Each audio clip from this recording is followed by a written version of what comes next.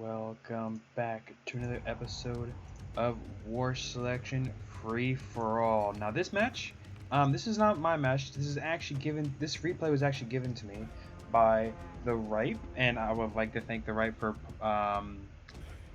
making this video possible, because I do not own Poland, and Ripe was kind enough to get Poland because I think he might have the Imperial Edition or he just bought it. I don't know. I do not plan to buy Poland, of course, like I said in my update video. I do not plan to buy Poland. I plan to actually get it with tech points because it's more fun like that, and I would actually have a reason to spend my tech points instead of just storing it up for no goddamn reason.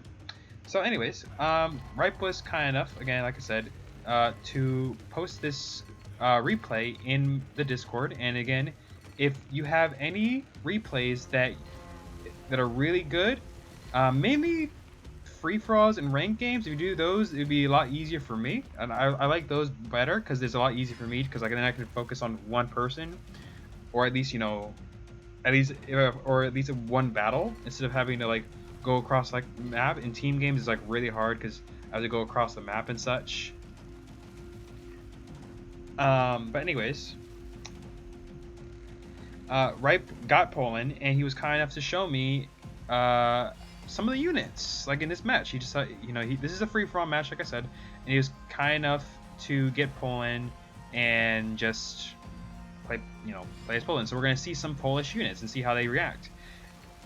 And again, if you are playing as Poland, go ahead and send me the replay in the Discord.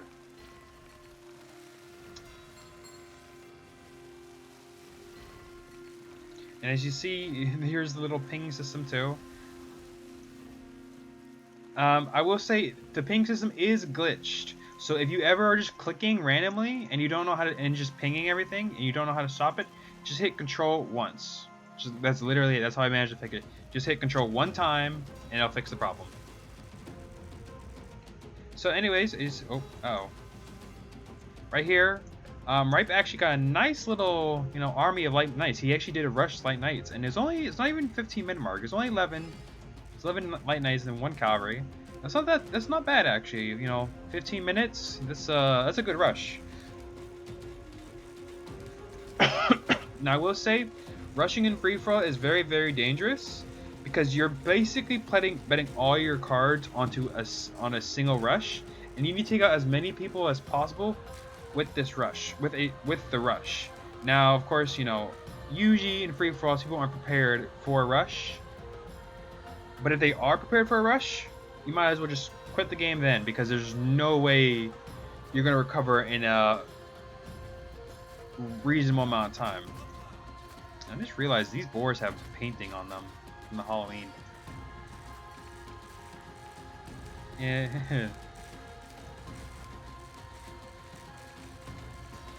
See right here, it seems like he also rushes light blue. These light knights. Immediately takes him out, so he's already taken out 2 people. And keep in mind, there's not that many people in this. This is a reasonable amount, all things considered. It doesn't look like he... Oh, actually, right. Oh, he goes out and takes the light knights and clear out the wild animals. Good, good, good. You always want to do it. Whenever you have breathing room, first, one of the things you should do is clear out wild animals. Just take a group of enemies, hit attack order, and just tell them to move across your territory and clear as many wild animals as possible. So it's way easier down the line to build warehouses and the like. So you're not constantly struggling with the wild animals and boars attacking your workers without you even knowing. Because many games have ended because someone wasn't paying attention and just got all their workers killed by a boar. Right here, he goes ahead and attacks purple. He goes after all these structures, which is smart because taking out the temple with light knights is almost in medieval, it's almost impossible. It is much easier to go after, especially since a lot of these knights are actually wounded, extremely wounded. So it's better to go after the workers and in the structures instead. Now this guy does not protect his workers at all. He does get a lot of archers. Okay, so he spams out archers, but he does this way too late, and a lot of his units die.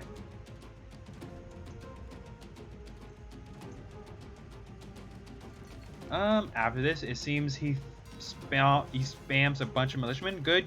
Spam militiamen is good, although I highly recommend you have them organized, because organized militiamen are probably the best.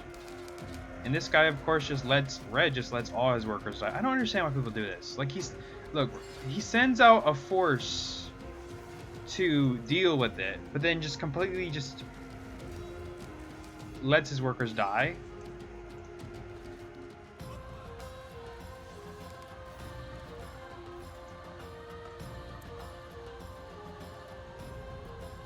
Got one other guy that quit. He didn't even he wasn't attacked by anything. Oh no, wait, I think he was actually. Oh yeah, he was. Attacked by KG. Wait. Oh yeah, this is a Ronin. Oops, my bad. It seems like KG's actually going on the offensive here, but we're not going to focus on that. We still have more militiamen that just all died from these pikemen, which as I expected. Militiamen are not good units, but they are perfect for just sending out at your enemy and just buffing your lines. I've actually won fights with nothing but militiamen, and they're good for emergencies. Right here, it seems like Ripe wasn't paying attention to his workers, but luckily it was only a few. Which is interesting. Oh my gosh, look at this! This guy had actually brought. Wow, that was actually really smart. KG had actually taken his horses and brought the remaining army here to actually attack Ripe. That was actually really smart of him. Now, unfortunately, it seems as if Ripe again was upgrading his workers and made them fight over here. He wasn't paying attention. Already, a lot of workers are dead. He was attacked by 2 people. Something you should never do, like whenever your workers are upgrading and they're being attacked, immediately, as fast as you can, unupgrade as many workers as you can and tell them to run. That's the only way to save those workers. There's no point of just letting them be upgraded and just get attacked like that. Luckily for Ripe, he managed to get his machine gun tower up. Now, luckily these are all just militiamen, so they shouldn't pose any threat to any form of industrial buildings.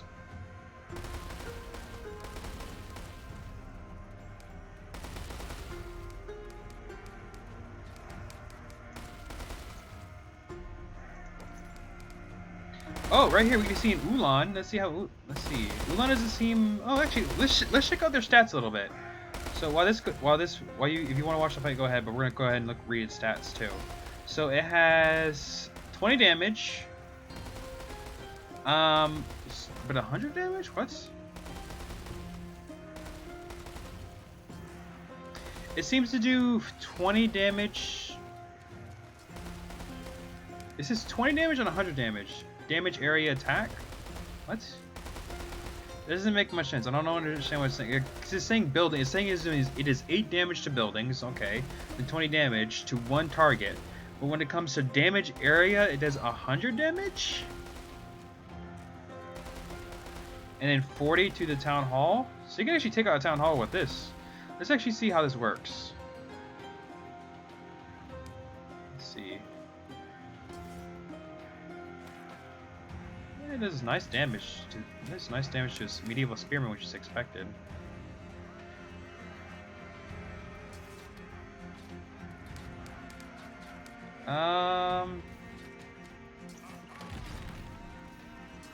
Actually, maybe if let me do this real quick. There you go.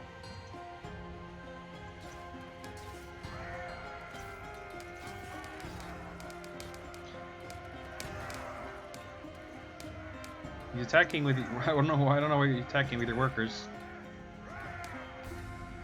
This is called kiting. What he's doing. This guy is kiting your units. Actually, here we go. This is a good. No. It does good damage. So Ulan is definitely really good. It does 20 damage. Okay, so it doesn't. I don't know what the whole area of attack thing is. The 100 damage thing. It says damage area and 100 damage. I guess it doesn't have any perks either, so it's not like you do anything. So that's interesting. I think that just might be a bug, or maybe it's something they added in, but they just didn't use it. or sorry, don't sorry. They just need to remove or something that doesn't work. That's interesting. Or does it involve buildings? No, it says right here, special damage buildings 8. So that means it only does 8 damage to buildings. But it has a 3.1 armor thickness, so that's just just an average horseman. It's not that good. It's not good against any form of anti-infantry unit. So it's probably more or less going to be, the Ulan is probably going to be a shock troop.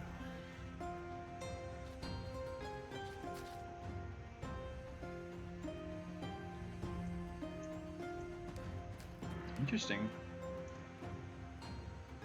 I don't know what he's doing with these Ulan. Oh, he's hacking a boar, I see.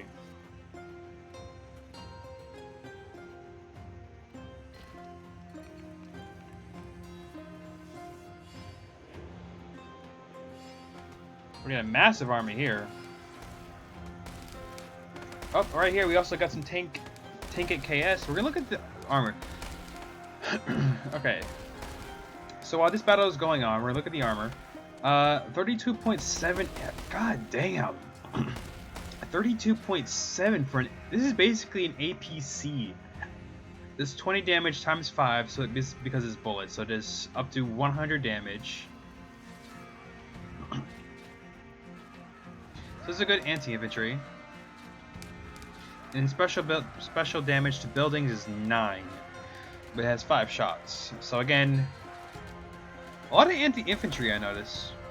It can basically instantly kill any unit though, if it hits. It's actually doing pretty good. We also got some nice Ulans. These Ulans are pretty, they're pretty good. Honestly though, they're not, I would say the Red Devils seems to be faster. The speed is 95. Actually, no, they have good speed, never mind.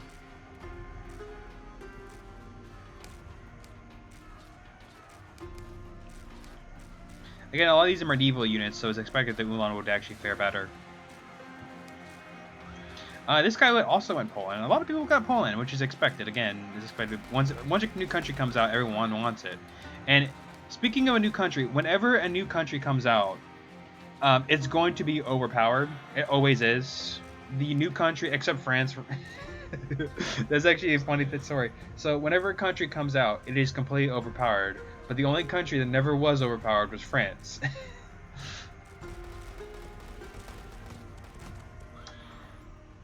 Alright. So we see Golf, fortified himself in quite a well. He can't actually go through here because you see there's a little hill. This is the only way in, and he managed to block all the other entrances. So it's a nice defensible location. Although he didn't place too many defenses. He only has his one tower, so.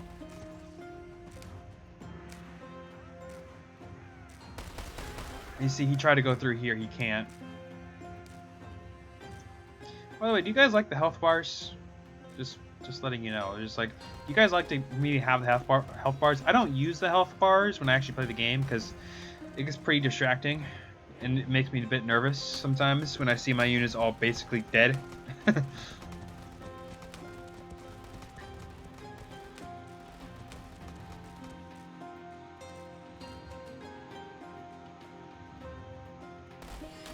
We got some more tankettes. He spams in tankettes. And actually, speaking of which, see. So the tankette is an IR1, Poland IR1. It requires tank blueprints though. Okay. So you need the tank blueprints to make the tankette. Okay. So already we're getting that little we're getting that little vibe of now it's required to get the blueprints. Because I know before, a lot of the armored units did not require blueprints. You can just get the tank immediately. But it wasn't until you got like the specialized tanks which you require the blueprints. So we got, okay, so this guy has Gatling guns, machine gunners, and they basically, so when the when the tankettes are actually hitting, they're actually doing really well. And see this, he can't break through the wall. So interesting. So the tankette is not good at destroying structures, as we, of course, it's an anti-infantry. But when it actually hits, it actually does pretty decent damage. 100, this is actually 100. It is 100 damage, so.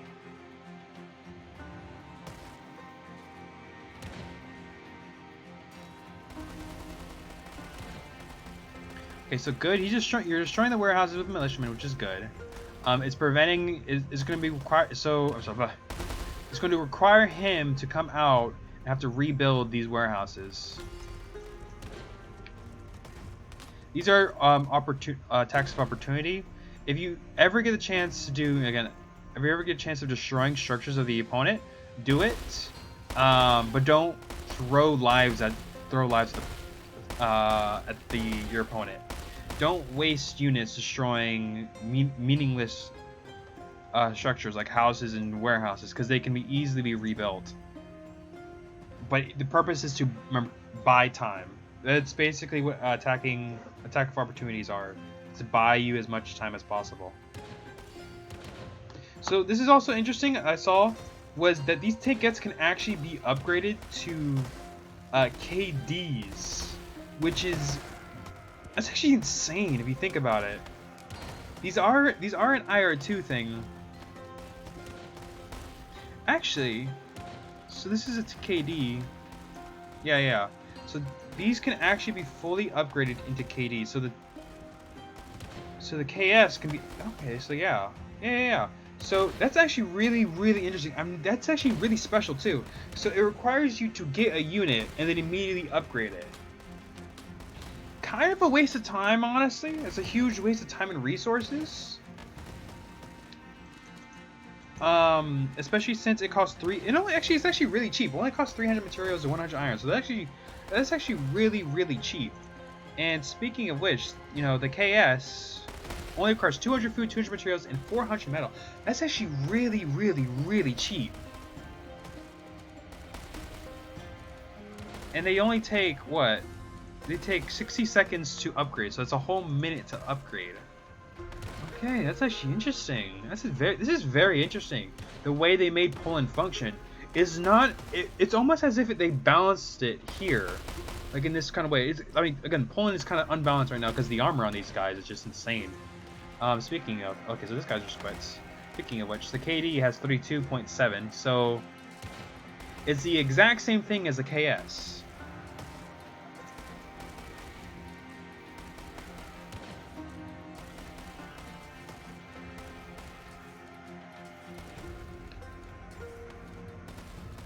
This is interesting.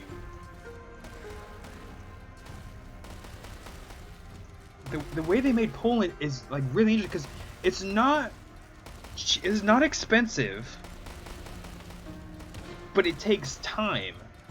It takes so much time to do this.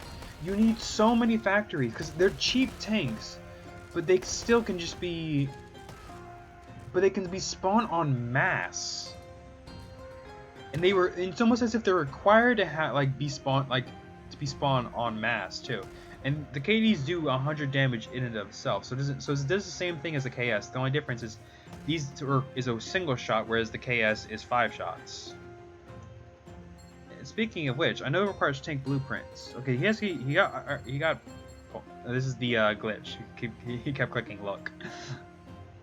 Again, if you ever get the glitch, just hit control once.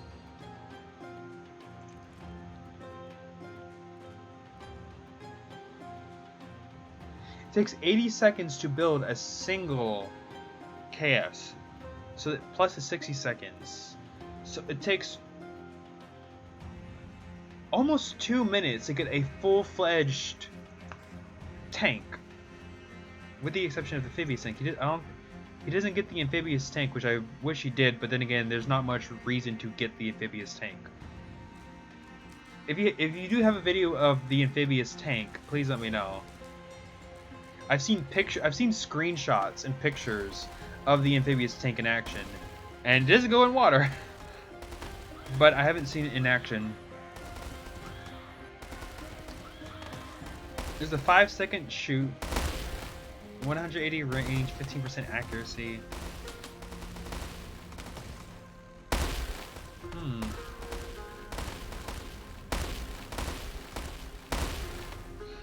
Actually, I don't think Poland is overpowered at all.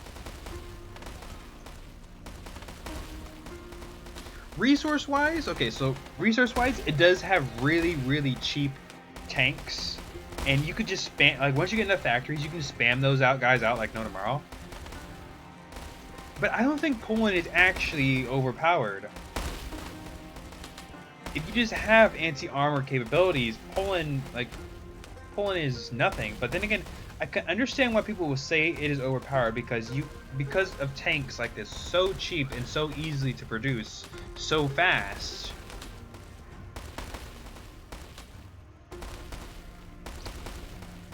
And you can just make a bunch of factories and keep spamming them out like no tomorrow. Because look at the resources already. Any other tank would have like dipped these, like for this amount, any other tank would have made these resources just dip. Some more Ulans. Speaking of, real quick, 40 seconds for the Ulans. Okay, not bad.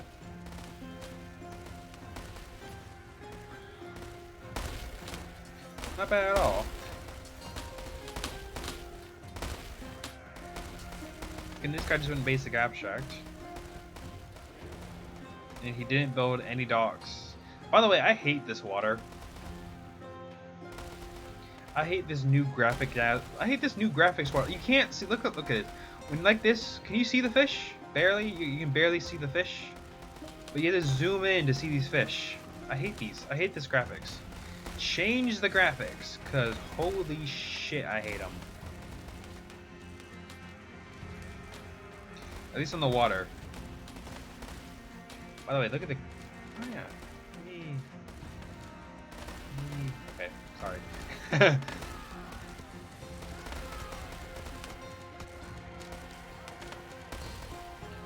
Alright, so yeah, so definitely. I can see how some people say this Poland is overpowered right now, and when a country is released, it always is, and they balance it out. But at the same time, Poland is not overpowered. It has the capability. It has the weaknesses. I can see the weaknesses in Poland right now. I can definitely see the Polish weaknesses. But at the same time, I definitely see a lot of its strength. And speaking of which, also, real quick. All right, here, yeah, right here. Here's the stone mine. Okay, so this is actually what I want to see too. Oh, it actually produces 70 materials a tick. And it's usually what? Like 3 seconds? 1, 2, 3, 4, 5. Okay, so 5 seconds. And of course he wins. I get this fight. Actually, he didn't actually finish purple. Alright, so that's okay. Alright. This guy posed no real threat.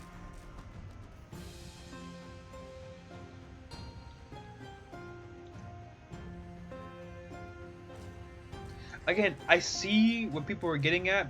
Some people are saying his opponent's pretty overpowered right now. I can see it, but at the same time, it is balanced it is weak in some ways. It has the weaknesses on it. Anti-howitzers, perfect, because they did lower the price on howitzers, and they lowered the speed of which howitzers are produced. You can definitely, if you're playing against a Polish player, you can definitely just spam out howitzers and get exactly what you need.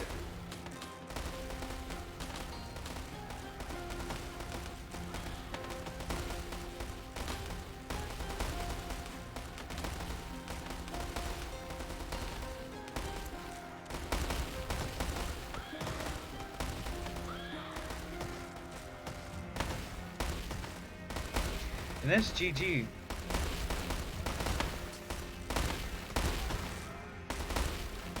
I really like Poland right now. Poland has that unique feel to it. I still don't see what it is though. Like, it's not defensive. It doesn't have the defensive. It has dragon's teeth, of course. But it's not a defensive country, and it's not a support country either. Well, actually, would it be considered a support country? No. It definitely has like both the support, but at the same time that assault kind of feel to it, like because it can spam out cheap units fast, so it's more of an assault country rather than a support country. Real quick, also, population for them is 4. Ulan is 2. Okay, so standardized. Yeah, so basically, so it's a okay. So yeah, 4 population, and then the Ulans are 2. Now I wish you could have. I wish I could see the engineers. He has to have a barracks around here somewhere, because that's the only way he's. No. No barracks. No barracks. Okay, so yeah. Oh well.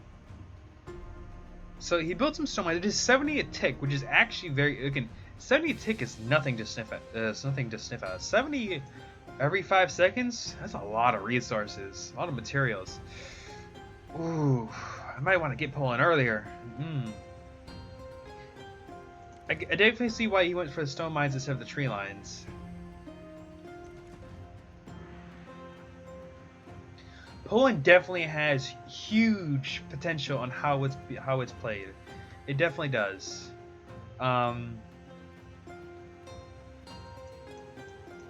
It has it's cheap. It's cheap like Russia, but it's a little bit more expensive.